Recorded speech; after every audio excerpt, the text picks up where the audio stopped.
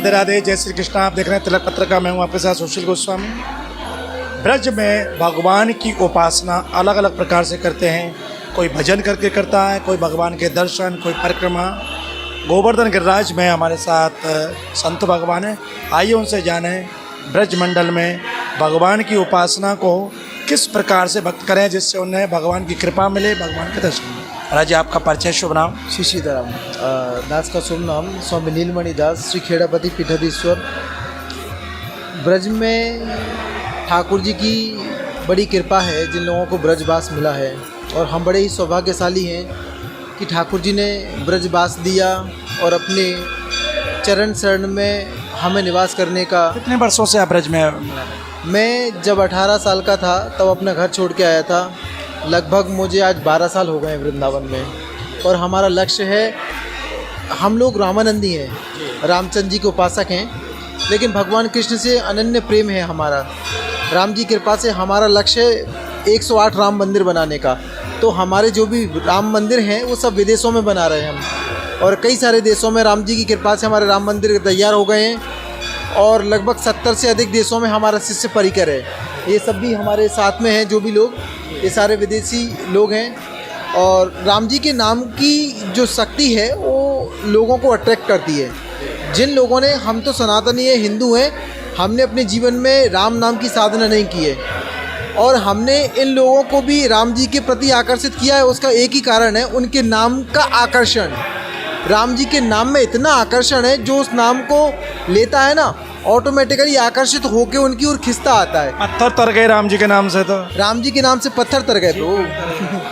तो दास यही निवेदन करेगा सभी से कि वास्तव में यदि आप जीवन का लक्ष्य प्राप्त करना चाहते हो तो राम नाम का सहारा, ठाकुर जी के नाम का सहारा ले लो। राम जी निश्चित रूप से आपके ऊपर कृपा करेंगे। कितने मंदिर बनवा चुके हैं? अभी लगभग हमने कई सारे सेंटर्स बनाए हुए हैं। वृंदावन का मंदिर हमारा रेडी हो गया है।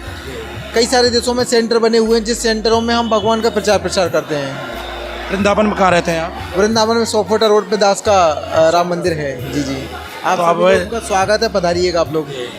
अच्छा, जो भक्त अभी राम नाम से दूर हैं, विमुख हैं, ऐसे लोगों से क्या कहना चाहोगे आप? तो वो राम विमुख जो व्यक्ति है ना, वो संसार में अपने लक्ष्य की पूर्ति नहीं कर पाएंगे। माया इकट्ठी कर सकते हैं, लेकिन भगवत प्राप्ति उनको नहीं होगी। राम नाम में जिनकी श्रद्धा होगी, निश्चित रूप से भगवत प्राप्ति के योग्य वही व्यक्ति हैं। आजकल की युवा पीढ़ी है, धर्म से दूर जा रही है, पाश्चात्य संस्कृति पर ज़्यादा आकर्षण है, और अपने धर्म को भूलते जा रहे हैं। जबकि सनातन धर्म में आस्था का केंद्र अपना धर्म ही है। धर्म से आदमी को सब कुछ प्राप्त होता है। प्रभु, इसमें हम बच्चों की गलती नहीं मानेंगे। इसमें निश्चित रूप से माता पिताओं की गलती है कि उनको बचपन से संस्कार नहीं दिए गए हैं।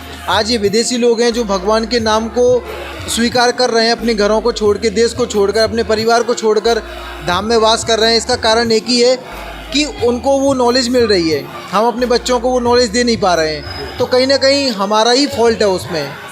तो हमें चाहिए कि बचपन से हम अपने बच्चों को अपनी सनातन संस्कृति की शिक्षा प्रदान करें। माता पिता, पूर्व में आपने देखा होगा अपने घरों में हर घर में रामायण का पाठ होता था।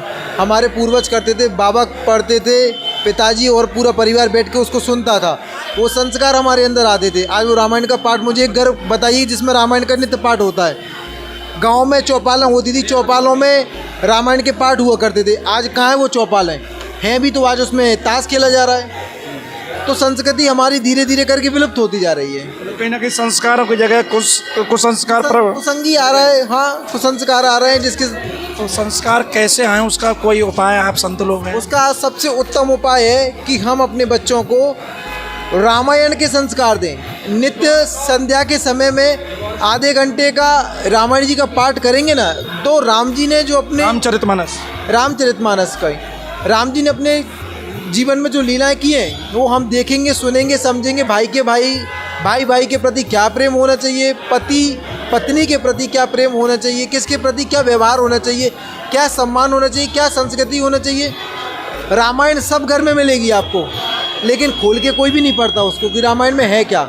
जब तक हम खोलेंगे नहीं, पढ़ेंगे नहीं, हमें संस्कार आएंगे नहीं। जब ब्रज में तो कृष्ण के प्रति, राधा के प्रति कुछ ज़्यादा लगाव है ब्रजवासियों का, तो क्या कहना चाहोगे? ब्रज तो दास ने कभी राम कृष्ण में कभी भेद माना ही नहीं है। हम राम भक्त हैं लेकिन ब्रजवास कर रहे हैं। राम श्याम है। राम श्याम एक ही हैं प्रभु। हमारे राम जी त्रेता युग में थे, द्वापर में कृष्ण बन के आए, तो प्रभु दोनों एक ही हैं। आखिरी सवाल, आप ब्रज में 12 साल से बता रहे हैं, क्या अनुभूति हुई ब्रज भूमि का, क्या प्रभाव देखा आपने? प्रभु ब्रज भूमि का प्रभाव यही है, ये कल्प वृक्ष है। यहाँ आप जो भी कामना करोगे ना, ठाकुर जी प्रदान करते हैं। ये ब्रज जो है, ब्रज 84 क्षेत्र, हमने साधुओं के मुख से सुना है कि जब राधा रानी जी अपनी लीला करने के लिए धराधाम पर आई तो इसको ब्रज मंडल को, ये जो पृथ्वी है ना उससे अलग क्षेत्र है ब्रज मंडल।